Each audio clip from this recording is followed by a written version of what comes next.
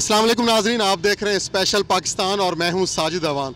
नाज़रीन, जैसा कि आप जानते हैं कि कुछ दिन पहले पाकिस्तान की कौमी असम्बली में मुस्लिम लीग नून के एक सीनियर रहनुमा यास सादिक, जो कि साबिक स्पीकर भी रहे हैं, उन्होंने एक बयान दिया और उस बयान के बाद पूरे पाकिस्तान में एक शदीद किस्म की बहस छिड़ गई। बयान ये था कि अभिनंदन को जो पाकिस्तानी गवर्नमेंट ने रहा किया था, उनका ये कहना था कि इंडिया के प्रेशर की वजह से उनको रहा किया गया।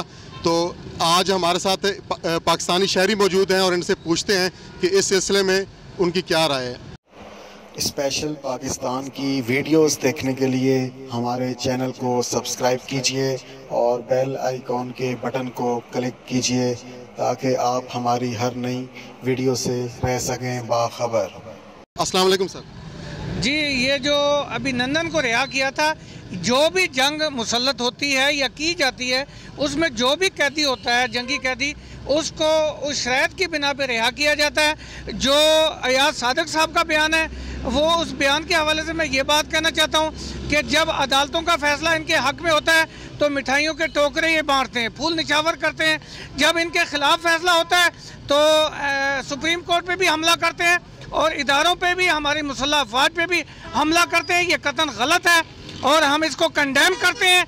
ये यास सादिक करें या कोई भी करें, जो हमारे इदारों के ख़िलाफ़ अगर भौंकता है वो गलत है, चाहे मेरा सगा भाई भी हो। जो इदारों के ख़िलाफ़ और सुप्रीम कोर्ट के ख़िलाफ़ जो भी बात करेगा हम उसको कंडेम करेंगे। उन्होंने ये अपने माफियाज को बचाने की खातर ये एक्शन लिया और इससे कुछ भी नहीं होगा। इदारे पाक साफ है, मुसल्लह अफवाज उसने पाकिस्तान को बचाया है और इंशाल्लाह ये इमरान खान का जो विजन है वो बिल्कुल सही है। वो जो शराइत है उस मुआहदे के मुताबिक उसको अभिनंदन को वापस किया है और बहुत अच्छा किया है। सर, सियासी मुखालफत अपनी जगह, लेकिन क्या किसी भी पाकिस्तान की एक बड़ी पार्टी है पाकिस्तान मुस्लिम लीग नून, उसके एक सीनियर रहनुमा को क्या ये बयान देना, मतलब ये आपका क्या ख्याल है कि ऐसा बयान होना चाहिए जिससे दुश्मन मुल्क को जो है वो आप फ़ायदा पहुंचाने की बात कर रहे हैं? पूरी इंडिया में जो है इस बयान की गूंज हो रही है। जी हाँ, वक्ती तौर पे जग हंसाई हमें लगती है क्योंकि हमारा मुल्क दुश्मन जो है इंडिया, वो खुश हुआ है, उसके हक में बयान दिया गया है। और आपको पता है कि इंडिया के 300 वर्कर इनकी फैक्ट्रियों में काम करते थे।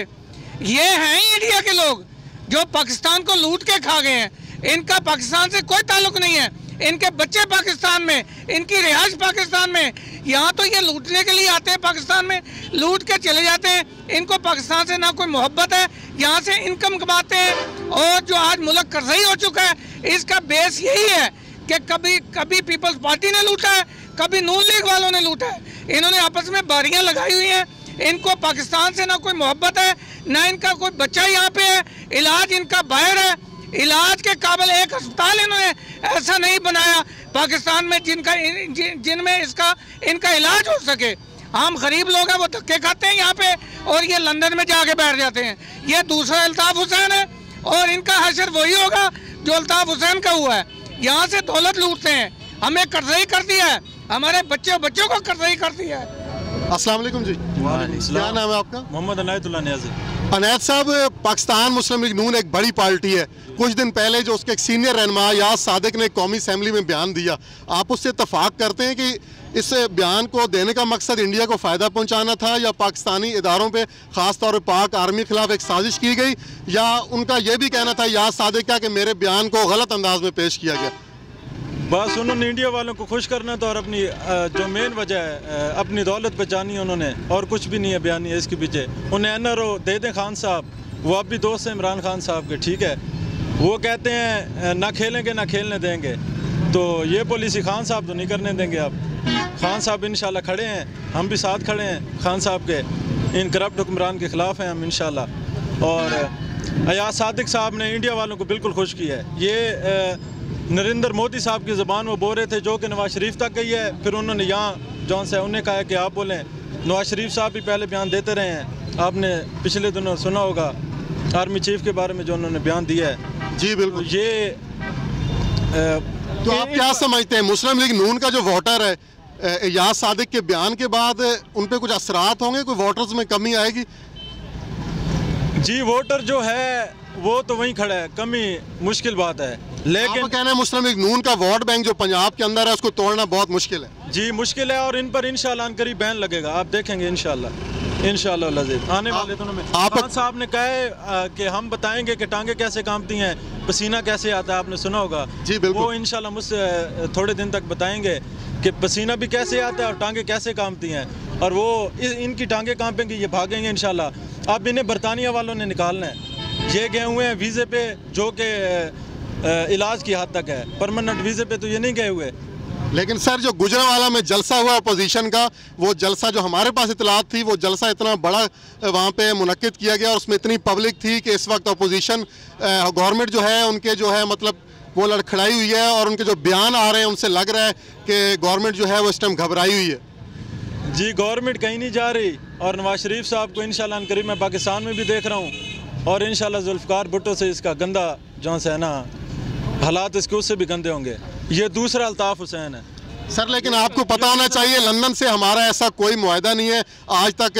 پاکستانی گورنمنٹ چاہے کوئی بھی ہو, الطاف حسین تک کو وہ جو مطلب کہ ایک بہت بڑا قاتل تھا اور جو بہت بڑا کرمنل کیسوں میں ملوث تھا, آج تک ان کو بھی گورنمنٹ پاکستان میں نہیں لا سکی. آپ یہ بھی دیکھیں کہ 30 سال تک نہ نواز شریف کو کسی نے ان کے ساتھ مقابلہ کیا, نہ پیپلز پارٹی کے ساتھ. خان صاحب اکیلے آئے ہیں, انہوں نے سب سے بڑے جلسے کیے ہیں, اس کے بعد انہوں نے ٹکر دی ہے انہیں. ٹھیک ہے 30 سال ہو گئے, کسی نے انہوں نے باریاں لگائی ہوئی تھی, 5 سال آپ آئیں 5 سال ہم آئیں گے. ٹھیک ہے انشاءاللہ یہ برطانیہ انشاءاللہ آپ دیکھ لیں, جب ان پر بین ہو جانا ہے وہ باہر بیٹھے رہیں.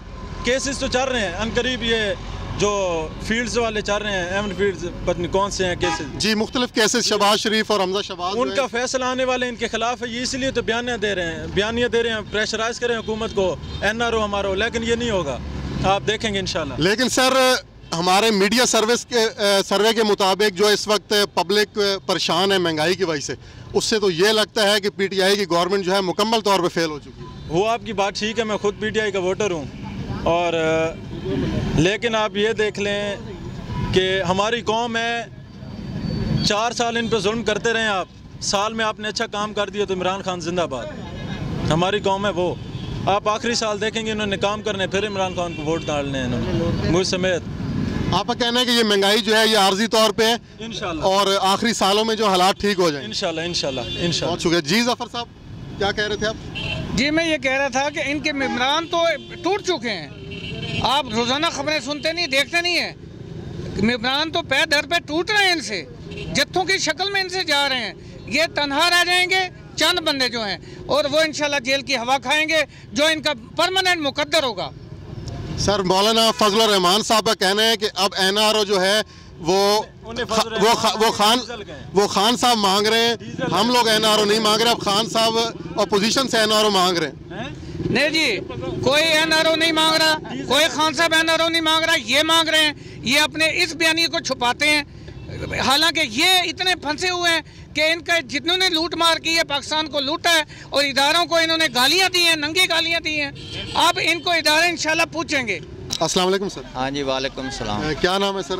میرا نام ہے فوجی محمد احمد. فوجی محمد احمد صاحب یہ بتائیں کہ کچھ دن پہلے قومی اسمبلی میں مسلم لیگ نون کے ایک سینئر رہنما یاس صادق نے جو بیان دیا, آپ اس کیا کہتے ہیں اس بیان کے بارے میں؟ وہ انہوں نے غلط دیا ہے, ان کو نہیں دینا چاہیے تھا. وہ ایک ذمہ دار آدمی ہیں, وہ قومی اسپیکر بھی رہ چکے ہیں اسمبلی کے, لیکن یہ انہوں نے بہت غلط بیان دیا ہے. انہوں نے اگر تنقید کرنی تھی تو وہ حکومت پہ کرتے. حکومت کی بہت خامیاں ہیں, سب سے بڑی خامی مہنگائی ہے. جو بھی مخالف پارٹی ہوتی ہے نا, وہ ابھی اپوزیشن والے جو ہوتے ہیں نا, وہ حکومت پہ تنقید کرتے ہیں, وہ حکومت پہ تنقید کرتا. سر گورنمنٹ کا کہنا ہے کہ یہ ایک سوچی سمجھی سازش کے تحت بیان دیا گیا. بالکل اس میں کوئی شک نہیں ہے. لیکن یاس صادق صاحب کا کہنا تھا کہ میرے بیان کو جو ہے وہ تروڑ مروڑ کر پیش کیا گیا. نہیں, وہ انہوں نے دکھایا, ٹی وی پہ دکھایا, قومی اسمبلی پہ وہی بول رہا تھا نا, کوئی اور تو نہیں بول رہا تھا. جس نے بیان دیا ہے وہ اسمبلی ہال میں, وہ سب ٹی وی چینل پہ میں نے خود دیکھا ہے, اور سب چلا ہے کہ انہوں نے جو بیان دیا ہے. ابھی میں بول رہا ہوں, میں کیسے کہوں کہ یہ میں نے بات کی ہے, کسی نے توڑ موڑ کے کی ہے. جو بات ہوتی ہے وہ حقیقت ہوتی ہے. آپ کو لگتا ہے کہ اس بیان سے انڈیا کو فائدہ ہوا ہے؟ بالکل فائدہ ہوا ہے. دشمن خوش ہے. انڈیا کے کوئی بھی آپ چینل دیکھیں, وہ شمیانے بجا رہے ہیں. تو سب کو پتہ ہے جو ہمارے آرمی کے جوانوں نے جو قربانی دی ہے، ان کے پائلٹ کو گرفتار کیا، ان کے طیارے گرائے، سب کو پتہ ہے۔ اور یہ واحد ملک ہے ہمارا جو ہماری آرمی کے سر کے اوپر کھڑا ہے، ورنہ یہ جیسے سیاسی کر رہے ہیں نا، اگر آرمی کرے تو یہ پاکستان ایک دن بھی نہیں رہ سکتا۔ لیکن یاد صارق صاحب کا کہنا تھا کہ بیچ میں آرمی کو ملوث نہ کیا جائے، یہ بیان شاہ محمود قریشی کے ریلیٹڈ جو ہے وہ دیا گیا تھا، اور اس بیان کو جو ہے بالکل اس کے منفی طور پہ اس کو پیش کیا جا رہا ہے۔ بھائی جان بات یہ ہے نا، بیان دینے کا کوئی طریقہ ہوتا ہے۔ اس نے اگر بیان دینا تھا تو وہ شاہ محمود قریشی کے اوپر دیتا نا، کہ وہ وزیر خارجہ غلط ہے، وہ پالیسی غلط کر رہا ہے، حکومت غلط کر رہی ہے۔ یہ جو بیان ہے یہ شاہ محمود قریشی کا نہیں ہے۔ شاہ محمود قریشی نے اس کو پائلٹ کو گرفتار نہیں کیا، طیارے جو ہے نا وہ شاہ محمود قریشی نے نہیں گرائے، وہ پاکستان آرمی نے گرائے ہیں، ٹھیک ہے نا۔ یہ تو ادھر سے اپنا کیا نام ہے اس کا، باغ سے آگے نہیں جاتے سیاسی۔ یہ ایک دن مجھے کوئی سیاسی میرے ساتھ، میں چیلنج کرتا ہوں کہ صرف ایک دن مجھے جا کے آگے سیاچین کے بارڈر پہ یا ادھر یہ راولہ کوٹ باغ، میں نے سارے بارڈر پہ گیا ہوں، ڈیوٹی دی ہے، یہ ایک رات میرے ساتھ کھڑ کے گزار دیں، میں ان کو باپ مانوں گا۔